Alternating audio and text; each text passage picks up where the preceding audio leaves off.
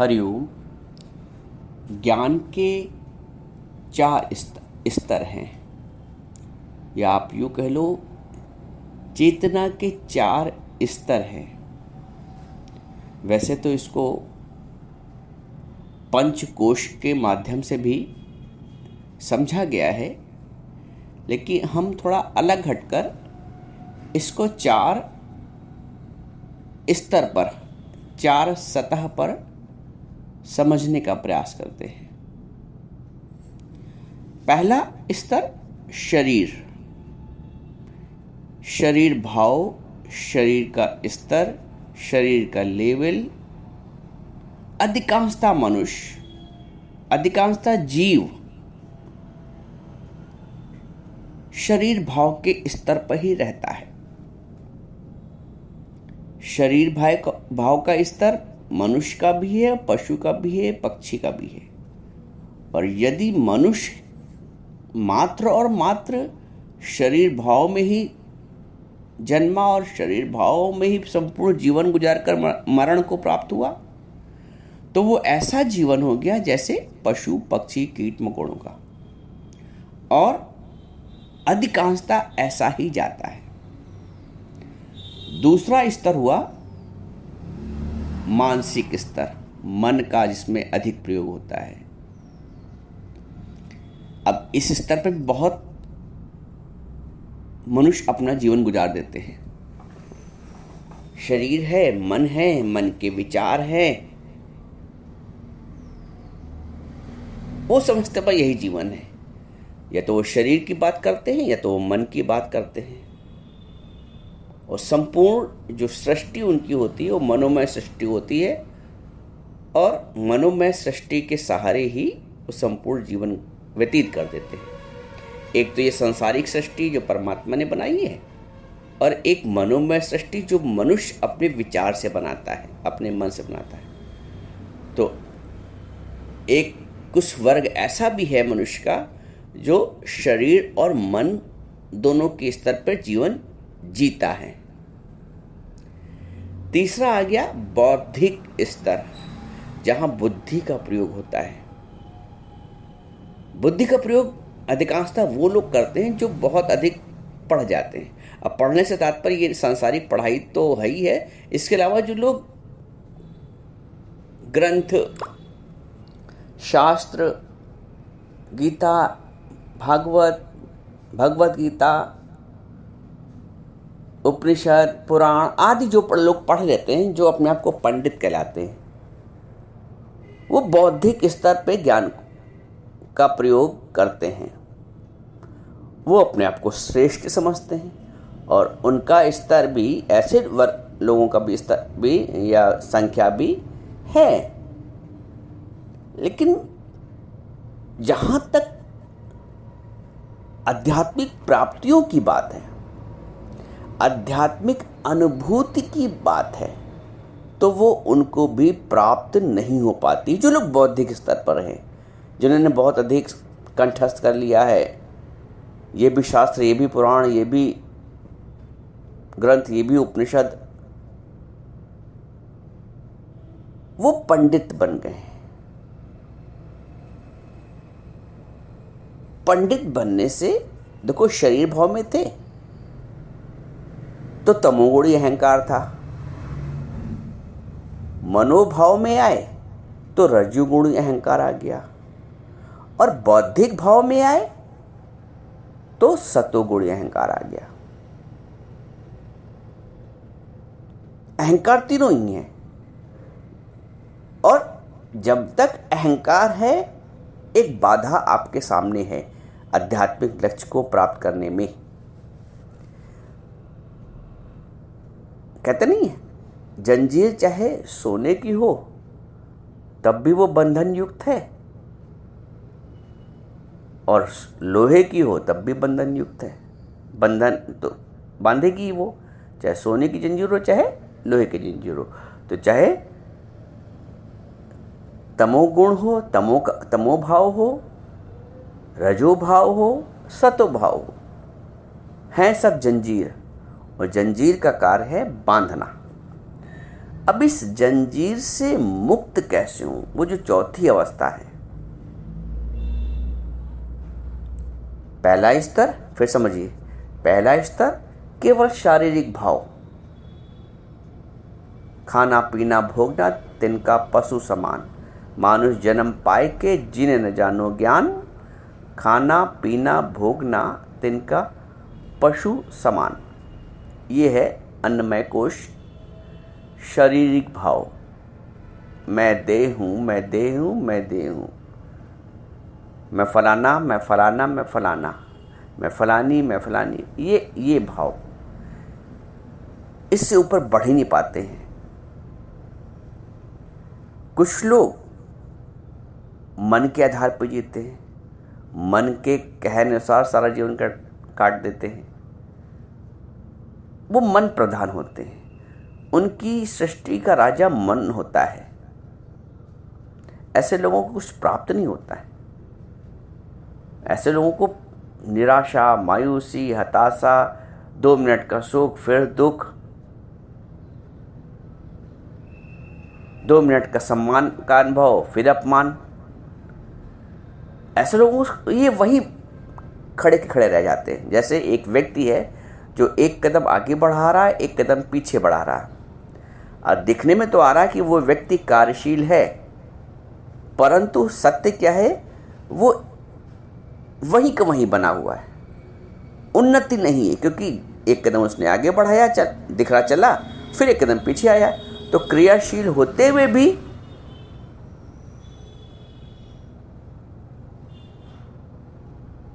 कुछ प्राप्ति नहीं है, अक्रिय है वो। ये जो मन प्रधान लोग होते हैं। अब आप सब अपने अपना लेवल चेक करो अपने स्तर। शरीर प्रधान है, शरीर भाव ही बना रहता है सारा दिन, सारा जीवन, कि मन के कहने अनुसार चलते हैं। दिखने में तो आ रहा है वो व्यक्ति चल रहा है, एक कदम चल रहा आगे, एक कदम फिर पीछे।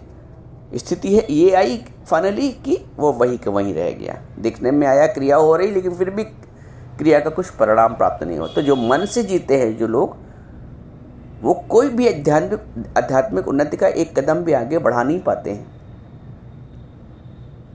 सारा जीवन गुजर गया 80 साल का, 90 साल का, जो भी जैसा जिसका जीव।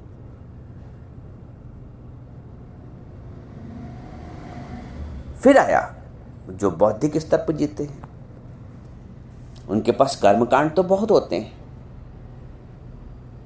दिखने में उनका पूजा पाठ भी तुम्हें दिखेगा, दिखने में उनका तुमको अच्छा ज्ञान में भाषण भी दिखेगा, 4 लोगों को वो अट्रैक्ट भी कर लेंगे, प्रभावित भी कर लेंगे अपनी बातों से, अपने उदाहरणों से। लेकिन फिर भी क्या, माया मरी न मन मरा। न मन की माया मरी है, न बाहर की माया से निरासक्त हुए हैं, और पांडित्य का ज्ञान ऊपर से अलग से लाद लिया है। तो उनकी भी स्थिति वैसी की वैसी ही है जो लोग पढ़ लिख कर ज्ञानी बन गए हैं। कुछ नहीं पढ़ना है, जो पढ़े हो उसको भूलना है। देखो, समझना बात को, ज्ञान का लबादा नहीं ओढ़ना है, ज्ञानी नहीं बनना है, भोला बनना है, भोला बनना है। ज्ञान को पढ़ के भोलापन दूर हो जाता है। नानक जी बोलते हैं, सहस सियाणप लख होए त इक न चले नाल। तुम्हारी जो सियाणापन है, चाहे वो 1,00,000 गुना हो जाए, 1000 गुना हो जाए, 1,00,000 गुना हो जाए, कुछ भी तुम्हारे साथ नहीं जाएगा सियाणापन। चतुराई से चतुर्भुज नहीं मिलता है। कैसे मिलता है फिर चतुर्भुज? भोले भाव मिले रघुराई। रघुराई को प्राप्त करना है, भोला बनना पड़ेगा, निमाणा बनना पड़ेगा, नीवा बनना पड़ेगा। मैं नीवी, मेरा सतगुरु ऊंचा। उचिया नाल मैलाई। नम्र बनना पड़ेगा, झुकना पड़ेगा। ऐंठ तुम्हें आगे नहीं बढ़ने देती है। कुछ ज्ञान की ऐंठ, कुछ अज्ञान की ऐंठ, कुछ शास्त्रीय ज्ञान। अहंकार नहीं मिटा, देह भाव में तो बिल्कुल नहीं है, मनोभाव में बिल्कुल नहीं।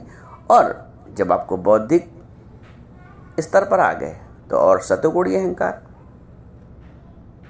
अहंकार तो अहंकार, जंजीर तो जंजीर, बंधन तो बंधन। इन तीनों भावों से ऊपर उठना है, यही आत्मज्ञान है। शरीर भाव से, मन भाव से, बुद्धि भाव से जब इन तीनों से परे होगे, वो स्थिति आत्म भाव की है। और आत्म भाव में आए बिना मनुष्य के जीवन के उद्देश्य की प्राप्ति हो ही नहीं सकती। या ये आप कह लो कि मनुष्य की सार्थकता को सिद्ध ही नहीं कर सकता है। एक डॉक्टर है, यदि वो डॉक्टरी ना कर पाए तो व्यर्थ है उसका डॉक्टर होना। एक वकील है, यदि वकालत ना कर पाए तो व्यर्थ है उसका पढ़ना लिखना वकालत। एक हलवाई ही अगर मिठाई ना बना पाए तो कैसा जीवन में विरोधाभास होगा। डॉक्टर डॉक्टरी ना कर पाए, वकील वकालत ना कर पाए, इंजीनियर इंजीनियरिंग ना कर पाए, तो ऐसी डिग्री का क्या लाभ। तो मनुष्यता भी एक डिग्री है, मनुष्यता भी एक डिग्री है।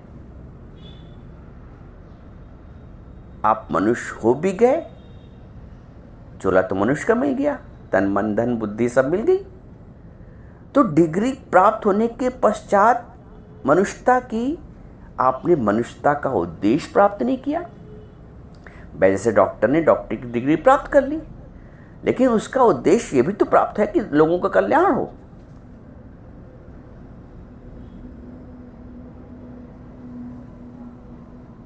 उद्देश्य तो यही है ना। तो मनुष्य हो, यदि सिर्फ खाया पिया भोजन किया, खाई भोजन जनी औलाद, ये तो पशु भी जननार।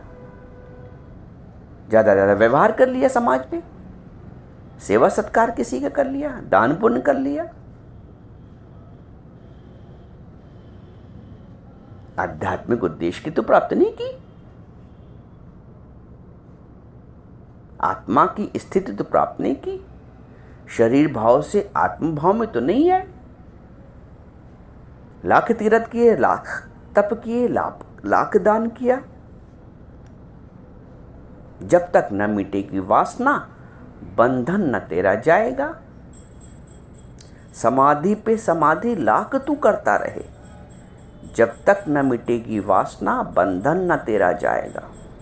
जो जगत के प्रति वासना है, मन के प्रति वासना है, बुद्धि के प्रति वासना है, ये मिटनी चाहिए। ये कैसे मिटेगी? ये वासना कैसे मिटेगी? पूछो प्रश्न।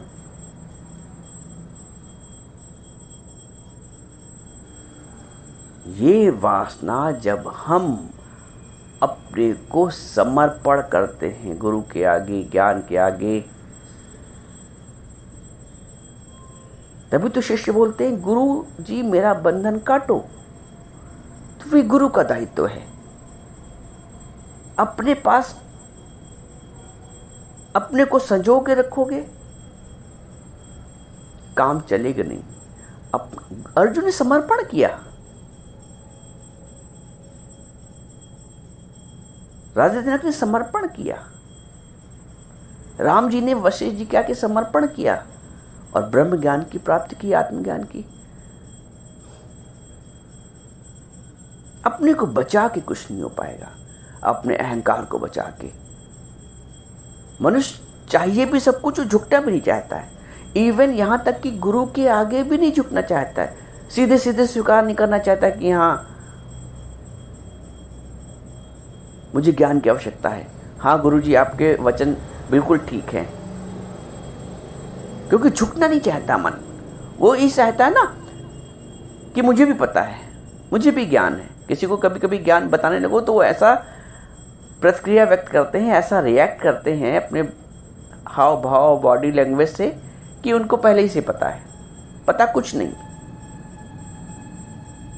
अहंकार झुकने नहीं देता है, मनुष्य को सीखना ही नहीं चाहता है। विशेषकर वो जो बौद्धिक स्तर पे हैं, वो तो कुछ सुनना ही नहीं चाहते हैं, क्योंकि वो खुद ही पंडित बने बैठे हैं। पंडित बनने से कुछ भी नहीं होगा। पंडित वो है भगवान जिसको कहते हैं कि पंडिता समदर्शिना, जो समदर्शी है वो पंडित है। पंडिता समदर्शिना। तो आत्मज्ञान के सिवाय तुम समदर्शी नहीं हो सकते हो। पुस्तक पढ़ के समदर्शी कैसे हो सकते हो? बाहरी ज्ञान हासिल करके तुम समदर्शी कैसे हो सकते हो? जब तक तत्व दृष्टि नहीं मिली है। तत्व दृष्टि से ही तत्वदृष्टा हो सकते हो, आत्मदृष्टि से ही आत्मदृष्टा हो सकते हो। बाकी बाहरी शारीरिक ज्ञान से तुम आत्मदृष्टा कैसे हो सकते हो? मानसिक ज्ञान से तुम आत्मदृष्टा कैसे हो सकते हो? बौद्धिक ज्ञान से तुम आत्मदृष्टा कैसे हो सकते हो? जब तक इस आत्म स्तर पर नहीं पहुंचोगे, अपने आप को आत्मस्वरूप करके नहीं जानोगे, ये बंधन लगा ही रहेगा। न जाने कितने जन्म काट के आए हो, न जाने कितने जन्म और काटना पड़े यदि यहां से चूक गए तो। इस पद से जे नर चूके आए जाए दुख पाए। इसीलिए रोज का सत्संग बहुत आवश्यक है।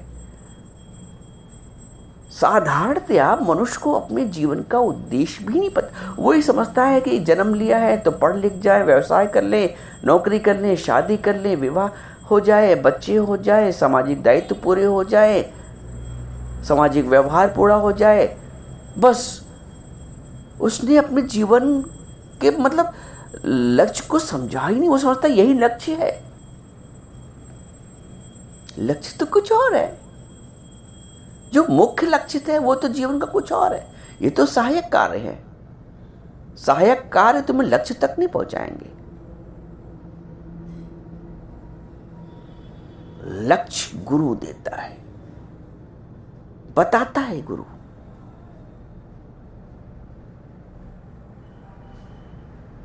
ये लक्ष्य तो पशु पक्षी कीट मकोड़े भी कर रहे हैं। खाई भोजन जनी औलाद, ये तो पशु भी जाना नहार। इस पशुता के स्तर से ऊपर उठो, देह के स्तर से ऊपर उठो तब मनुष्य कहलाओगे। मन के स्तर से ऊपर उठो, मन का ईश बनो तब मनुष्य कहलाओगे। तुम मन के दास बने रहते हो।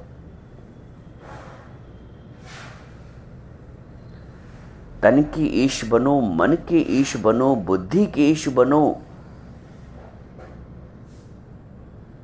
तब तुम आत्म साक्षात के स्तर पर आओगे। आत्म साक्षात करने के स्तर पर इतना निमाणापन हो, झुक जाओ। ज्ञान कुछ काम नहीं आएगा। पढ़ा लिखा, ये पढ़ा पढ़ाया ज्ञान है। इधर से पढ़ लिया, उधर से पढ़ लिया, उधर से सुन लिया, फिर वाचक बन गए, वक्ता बन गए। पहले अच्छा श्रोता बनना पड़ेगा। वक्ता में वक्तापन का अहंकार आता है। अच्छे श्रोता तो बनो, पहले झुको तो। झुकना सीखा नहीं, उठाने का ज्ञान देते हो। क्या संभव है? बिना नींव के खोदे मकान बना लो? पहले खुदना पड़ता है। अपने विकारों को खोदना पड़ता है, अहंकार को खोदना पड़ता है, मैंपन को खोदना पड़ता है। संजीदा हो जाओ, सीरियस हो जाओ और इस अवसर को चूको नहीं। समर्पण हो मन बुद्धि से। अपने जीवन के वास्तविक लक्ष्य को प्राप्त करो। किस ओर तेरी मंजिल, किस ओर जा रहा है? अरे मंजिल को पहचानो और मंजिल की ओर बढ़ो।